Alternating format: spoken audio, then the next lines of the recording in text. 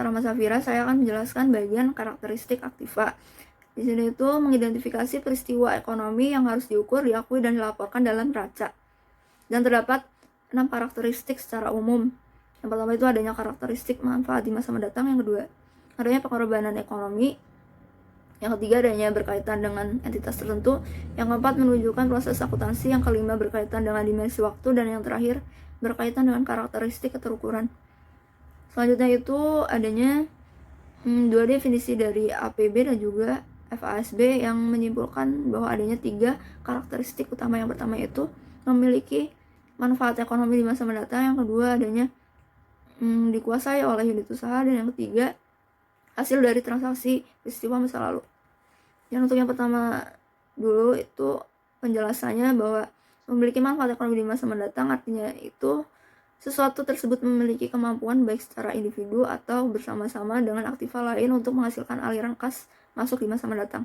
Dan esensi manfaat ekonomi di sini itu bahwa aktiva yang harus dimiliki entitas atau perusahaan itu harus memiliki kemampuan untuk menghasilkan sesuatu yang bernilai, dapat melunasi hutang, dapat bertukar dengan sesuatu yang bernilai juga. Dan ada ketambahan 1 poin dari IAI bahwa aktiva juga dapat dibagikan kepada pemilik perusahaan. Dan di sini APB dalam statement nomor 4 juga memberikan contoh sumber ekonomi. Yang diantaranya itu yang pertama sumber-sumber ekonomi yang produktif seperti bahan baku, tanah yang digunakan dalam produksi. Terus adanya hak kontrak untuk menggunakan sumber-sumber ekonomi seperti hak guna bangunan. Terus 3 ada produk, 4 uang, kelima klaim untuk menerima uang, dan terakhir adalah hak pemilihan pada perusahaan lain. Terus di sini KAM 1992 menyimpulkan 2 definisi dari APB dan juga FASB bahwa aktiva itu sebagai sumber-sumber ekonomi yang dapat memberikan manfaat ekonomi di masa mendatang yang dikendalikan oleh transaksi peristiwa di masa lalu. Terus yang kedua itu adalah diperoleh dan dikuasai oleh unit usaha. Jadi dikatakan sebagai aktiva bila unit usaha tertentu dapat menggunakan dan menguasai aktiva tersebut sehingga dapat mengendalikan akses pihak lain. Dan kepemilikannya itu harus juga disertai oleh dokumen-dokumen atau surat-surat oleh hukum. Terus yang terakhir itu adanya hasil transaksi masa lalu. Jadi unit usaha dapat mengakui suatu aktiva itu bila telah melakukan transaksi atau peristiwa lain. Misal itu seperti mesin yang diklasifikasikan sebagai aktiva, bahwa mesin itu harus melalui proses transaksi pembelian terlebih dahulu baru bisa diakui sebagai aktiva. Sekian dari saya. Untuk materi selanjutnya akan disampaikan oleh teman saya. Terima kasih. Selanjutnya saya akan menjelaskan tentang konsep penilaian. Penilaian aktiva dalam akuntansi adalah proses penentuan jumlah rupiah untuk menentukan makna ekonomi dari suatu aktiva yang akan disajikan dalam neraca. Sedangkan tujuan penilaian yaitu pertama sebagai salah satu langkah dalam pengukuran lab, yang kedua sebagai salah satu langkah dalam proses penyajian posisi keuangan, yang ketiga memenuhi kebutuhan informasi yang ingin dicapai dalam pelaporan keuangan, yang keempat yaitu memenuhi kebutuhan informasi khusus yang memerlukan penilaian untuk kepentingan manajemen. Yang kedua ada dasar penilaian. Dasar penilaian itu ada 2, yaitu nilai keluaran dan nilai masukan. Yang pertama yaitu discounted future cash receipt or service potential. Ini termasuk nilai keluaran, yaitu nilai sekarang kas masa mendatang yang akan diterima perusahaan seadanya aktiva dijual. Yang kedua yaitu ada harga keluaran sekarang atau current output price, yaitu apabila produk perusahaan umumnya dijual di pasar yang terorganisir, harga pasar sekarang merupakan dasar yang rasional untuk menilai besarnya harga jual di masa mendatang. Yang ketiga ada nilai setara kas sekarang, yaitu nilai setara kas sekarang menunjukkan jumlah kas atau daya beli umum yang dapat diperoleh dengan menjual setiap aktiva berdasarkan keadaan perusahaan normal. Yang keempat yaitu ada nilai likuidasi. Nilai likuidasi sama dengan harga jual sekarang atau nilai setara kas sekarang, dengan perbedaan bahwa nilai keluaran diperoleh dari kondisi pasar yang berbeda. Dan dasar nilai yang kedua yaitu nilai masukan. Yang pertama ada cost historis. Cost menunjukkan semua pengorbanan ekonomi dalam bentuk unit moneter yang dikeluarkan dalam rangka memperoleh barang atau jasa sampai digunakan untuk operasi perusahaan. Yang kedua ada kos masukan terkini atau current input cost, yaitu kos masukan terkini menunjukkan harga pertukaran yang harus dikorbankan pada saat sekarang untuk memperoleh aktiva yang sejenis dalam kondisi yang sama. Yang ketiga yaitu discounted future cost. Dasar penilaian ini menunjukkan nilai sekarang pengorbanan ekonomi di masa mendatang seandainya potensi jasa tertentu diperoleh sekaligus pada saat sekarang. Yang terakhir yaitu ada standar cost. Cost standar menunjukkan cost sekarang dalam kondisi perusahaan beroperasi pada tingkat efisiensi dan kapasitas produksi normal. Sekian dari saya.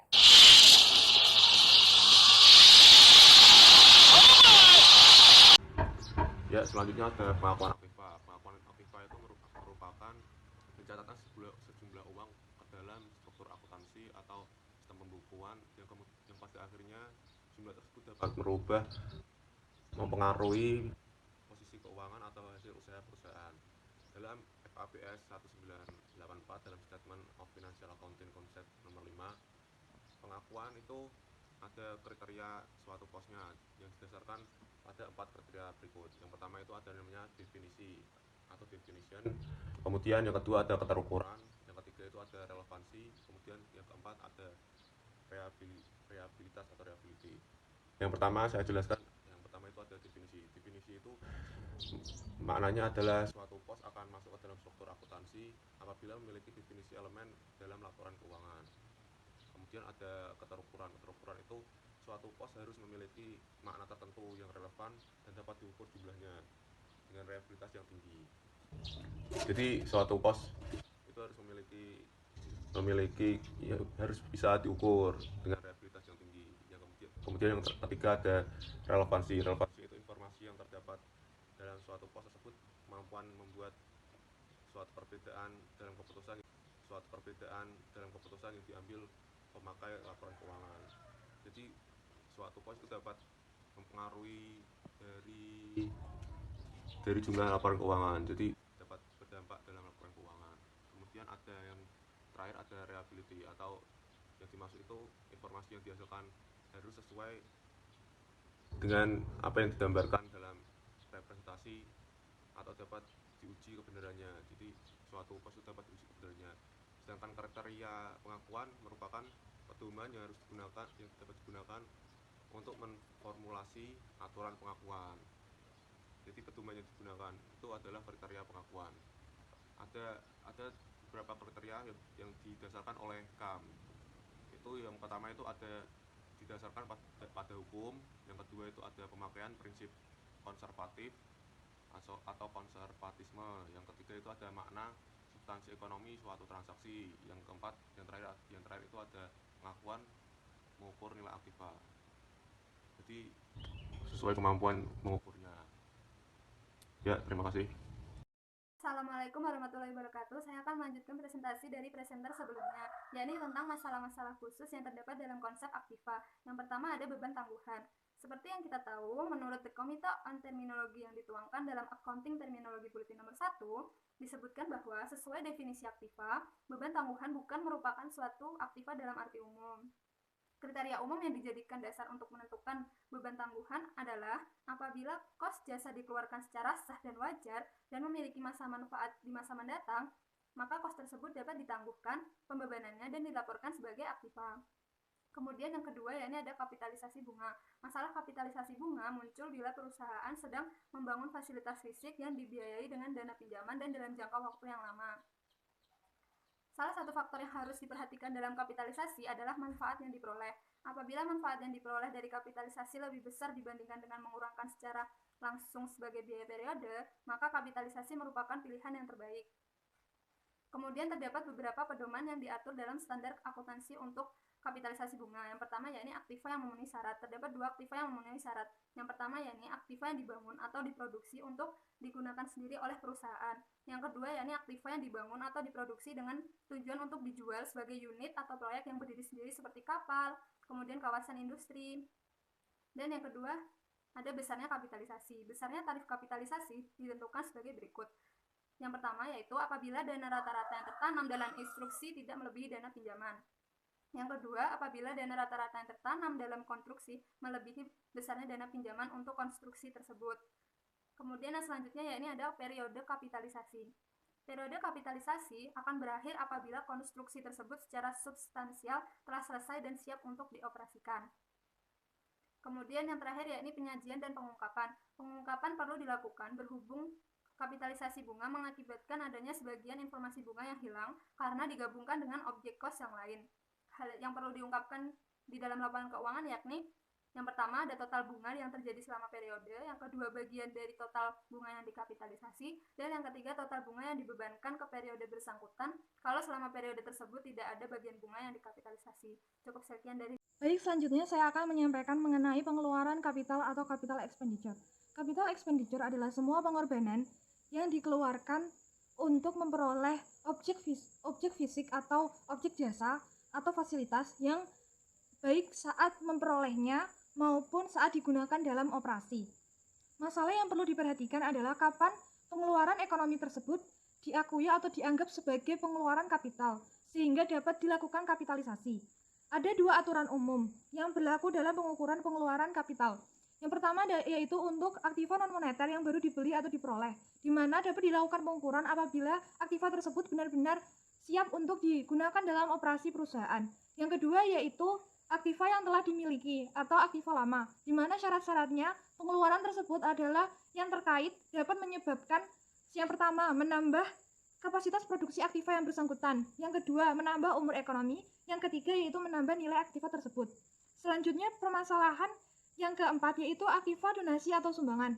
Masalah yang sering timbul adalah apabila perusahaan memperoleh suatu aktiva tanpa mengeluarkan pengorbanan ekonomi atau aktiva tersebut merupakan aktiva sumbangan atau aktiva donasi.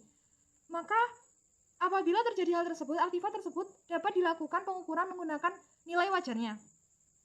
Yang terakhir yaitu aktiva yang didapat dari transaksi aktiva non-moneter, di mana masalah yang timbul apabila pengorbanan ekonomi untuk memperoleh suatu aktiva bukan berupa kas, melainkan aktiva non-moneter. Pengukuran yang dapat dilakukan yaitu dengan melihat dari jumlah rupiah tunai apabila aktiva non-moneter tersebut dijual di pasar umum. Apabila aktiva yang diterima adalah aktiva yang tidak sejenis dari aktiva tersebut, maka dinilai atas dasar nilai wajarnya. Namun apabila untuk aktiva yang sejenis dengan aktiva tersebut, ada 3 kategori untuk penilaian yang dapat dilihat dalam PPT yang sudah kami sajikan. Terima kasih. Oke, bismillahirrahmanirrahim. Assalamualaikum warahmatullahi wabarakatuh. Selamat pagi teman-teman, melanjutkan presentasi sebelumnya. Kali ini saya akan membahas tentang aktiva menurut IFRS. Tidak membahas tentang IFRS-nya, tapi hanya membahas tentang pengertian aktiva oleh IFRS. Oke, jadi aktiva sendiri memiliki arti, yaitu segala kekayaan yang dimiliki oleh suatu perusahaan. Untuk dianggap sebagai aktiva, harus kekayaan tersebut bisa diukur menggunakan satuan mata uang. Jadi, seperti diuangkan istilahnya. Untuk jenisnya terdapat dua. Yang pertama aktiva lancar, yang kedua aktiva tetap. Oke. Aktiva juga bisa dibilang sebagai aset. Lanjut, aktiva lancar. Untuk aktiva lancar pengertiannya seperti aset yang habis, yang masa pakainya habis dalam waktu kurang dari 1 tahun atau 1 periode akuntansi. Atau mungkin 1 tahun atau 1 periode akuntansi. Contohnya untuk akunnya ada cash, surat berharga, persediaan barang dagang, dan sebagainya. Tergantung jenis perusahaannya. Oke, selanjutnya menginjak ke aset tetap atau aktiva tetap.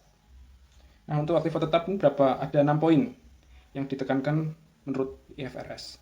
Jadi poin pertama itu komponen biaya perolehan merupakan perkiraan estimasi biaya untuk memindahkan aset. Yang kedua, suku cadang dengan kriteria tertentu merupakan aset tetap. 3, penilaian aset tetap dikurangi dengan depresiasi dan penurunan nilai. Keempat, pertukaran aset tidak membedakan similiar maupun non-similiar menggunakan harga wajar. Yang kelima, review atas masa manfaat nilai residu setiap laporan. Keenam, penilaian dengan menggunakan model revaluasi. Nah, selanjutnya, klasifikasi aset tidak lancar menurut IFRS. Yang pertama, investasi bersifat held to maturity. Yang kedua, properti investasi. Yang ketiga, tanah, bangunan, mesin, dan peralatan. Keempat, aset tak berwujud. Yang kelima, aset dimiliki untuk dijual. Dan yang terakhir, aktiva lain-lain. Nah, mungkin itu saja presentasi dari kami. Mohon maaf karena mungkin keterbatasan waktu. Saya akhiri. Wassalamualaikum warahmatullahi wabarakatuh. See ya. All right, I see you. Goodbye. See you later. See you later. Catch you later. Sayonara, Nick.